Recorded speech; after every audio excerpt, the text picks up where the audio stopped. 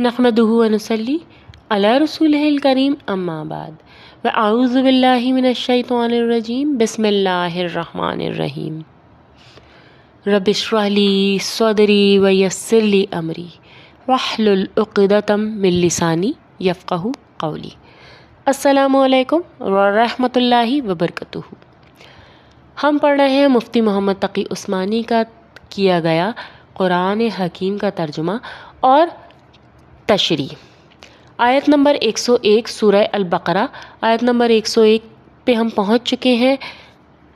اللہ رب العزت ہماری ان کوششوں کو قبول فرمائیے۔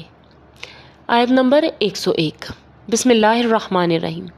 وَلَمَّا جَاءَهُمْ رَسُولٌ مِّنْ عِندِ اللَّهِ مُصَدِّقٌ لِّمَا مَعَهُمْ نَبَذَ فَرِيقٌ مِّنَ الَّذِينَ أُوتُوا الْكِتَابَ کتاب اللہ وراء ظہورہم کأنہم لا یعلمون۔ آیت نمبر 101، ترجمہ۔ اور جب ان کے پاس اللہ کی طرف سے ایک رسول آئے جو اس توریت کی تصدیق کر رہے تھے جو ان کے پاس ہے، تو اہل کتاب میں سے ہی ایک گروہ نے اللہ کی کتاب یعنی توریت اور انجیل کو اس طرح پش پش ڈال دیا، یعنی پیٹھ پیچھے ڈال دیا گویا وہ کچھ جانتے ہی نہیں تھے۔ یہاں پہ اللہ تعالیٰ ذکر کر رہے تھے پچھلی آیات میں بنی اسرائیل کی نافرمانیوں کی، اور اللہ فرما رہے تھے آیت نمبر 100 میں کہ آخر یہ کیا معاملہ ہے کہ ان لوگوں نے جب بھی کوئی عہد کیا ان میں سے ایک گروہ نے اسے ہمیشہ توڑ پھینکا، بلکہ اکثر لوگ ایمان ہی نہیں لاتے۔ اس کے بعد اللہ 101 میں فرما رہے ہیں کہ ان کے پاس رسول آئے جو ایک توریت اور انجیل کے مطابق تمام اللہ نے ان کو بتا دیا تھا کہ توریت اور انجیل میں کہ اس طرح سے ایک آخر الزمان نبی آئیں گے، اور اس میں ہدایات دی گئی تھیں کہ آخر الزمان نبی صلی اللہ علیہ وآلہ وسلم آئیں گے، لیکن انہوں نے ان تمام احکام، ان تمام پیش گوئیوں کو اپنی پیٹھ کے پیچھے ڈال دیا جیسے کہ وہ کچھ جانتے ہی نہیں تھے۔ آیت نمبر 102، ترجمہ۔ اور یہ بنی اسرائیل ان منتروں کے پیچھے لگ گئے جو سلیمان علیہ السلام کی سلطنت کے زمانے میں شیاطین پڑھا کرتے تھے، اور سلیمان علیہ السلام نے کوئی کفر نہیں کیا، البتہ شیاطین لوگوں کو جادو کی تعلیم دے کر کفر کا ارتکاب کرتے تھے۔ ان آیات میں اللہ تعالیٰ نے یہودیوں کی ایک اور بد عملی کی طرف اشارہ فرمایا ہے، اور وہ یہ کہ جادو ٹونے کے پیچھے لگنا شرعاً ناجائز تھا اور آج بھی ناجائز ہے، بالخصوص اگر جادو میں شرکیہ کلمات منتر کے طور پر پڑھے جائیں تو ایسا جادو کفر کے مرادف ہے۔ حضرت سلیمان علیہ السلام کے زمانے میں کچھ شیاطین نے، جن میں انسان اور جنات دونوں شامل ہو سکتے ہیں، بعض یہودیوں کو یہ پٹی پڑھائی کہ حضرت سلیمان علیہ السلام کی سلطنت کا سارا راز جادو میں مضمر ہے، اور اگر تم جادو سیکھ لو گے تو تمہیں بھی حیرت انگیز اقتدار نصیب ہوگا۔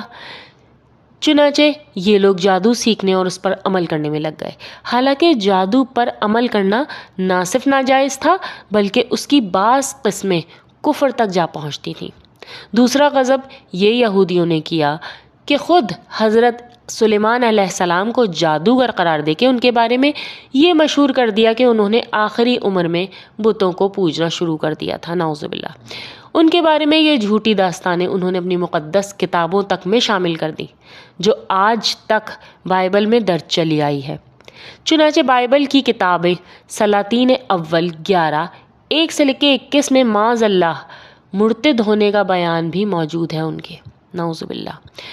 قرآن کریم نے اس آیت میں حضرت سلیمان علیہ السلام پر اس ناپاک بہتان کی تردید فرمائی ہے۔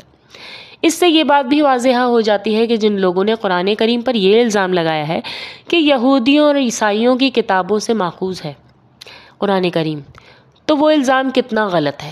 یہ قرآن کریم صریح الفاظ میں یہود و نصارہ کی کتاب کی تردید کر رہا ہے، اور در حقیقت تو یہ ہے کہ آپ صلی اللہ علیہ وآلہ وسلم کے پاس ایسا کوئی ذریعہ نہیں تھا جس سے وہ یہ خود معلوم کر سکتے کہ یہودیوں کی کتابوں میں کیا لکھا ہے۔ اس بات کا علم آپ کو وحی کے سوا کسی اور راستے سے ہو ہی نہیں سکتا تھا، لہٰذا یہ آیت بذات خود آپ کے صاحب وحی رسول ہونے کی واضح دلیل ہے کہ آپ نے نہ صرف یہ بتایا کہ یہودیوں کی کتابوں میں حضرت سلیمان پر کیا بہتان لگایا گیا، بلکہ اس قدر جم کر اس کی تردید بھی فرمائی۔ اس کے بعد اللہ تعالیٰ فرما رہے ہیں وہ اس کفر کا ارتکاب کرتے تھے، نیز یہ بنی اسرائیل اس چیز کے پیچھے لگ گئے جو شہر بابل اور ہاروت اور ماروت نامی 2 فرشتوں پر نازل کی گئی تھی۔ اب یہاں اللہ تعالیٰ بتا رہے ہیں بابل عراق کا مشہور شہر تھا۔ ایک زمانے میں وہاں جادو کا بڑا چرچا ہو گیا تھا اور یہودی بھی اس ناجائز کام میں بری طرح ملوث ہو گئے۔